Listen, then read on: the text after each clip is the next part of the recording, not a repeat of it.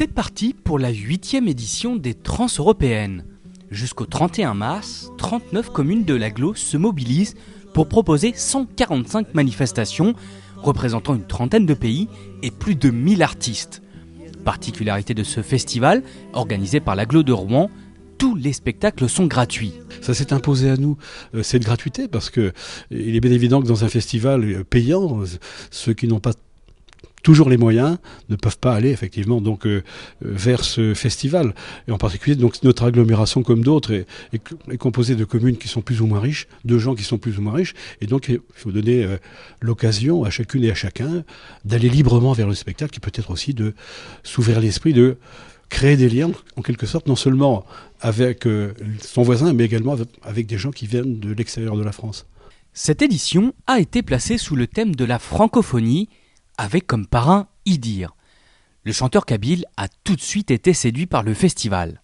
J'ai vite compris que je pouvais y trouver une place logique, parce qu'il se plaçait sous le signe d'abord de la francophonie, ce qui m'intéresse énormément, parce que je suis francophone entre autres. Et puis le fait du mot trans, festival, c'est quelque chose qui transcende les régions, les pays.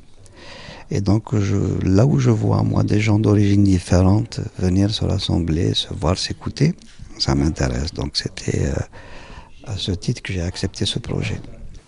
Je voulais vous dire que c'est pour toute l'agglomération, pour moi-même, pour Jean-Yves Merle, vice-président à la culture, pour toute l'équipe du service culturel de l'agglomération, qui a porté cette année, comme toutes les autres années, ce festival très innovant, unique en France, des Trans-Européennes, et qui vraiment est un élément important et structurant de notre agglomération. C'est un grand moment que l'ouverture de ce festival.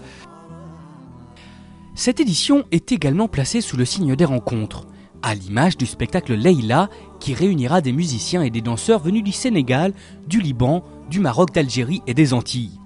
Autre moment fort, l'orchestre du Conservatoire de Liège se produira en compagnie d'une soprano canadienne et d'une jeune pianiste russe. Attention toutefois, tous ces spectacles étant gratuits, il est fortement conseillé de réserver avant de venir sur place. Pour le spectacle d'ouverture avec Idir, des dizaines de personnes n'ont ainsi pas pu entrer dans le théâtre Charles Dullin.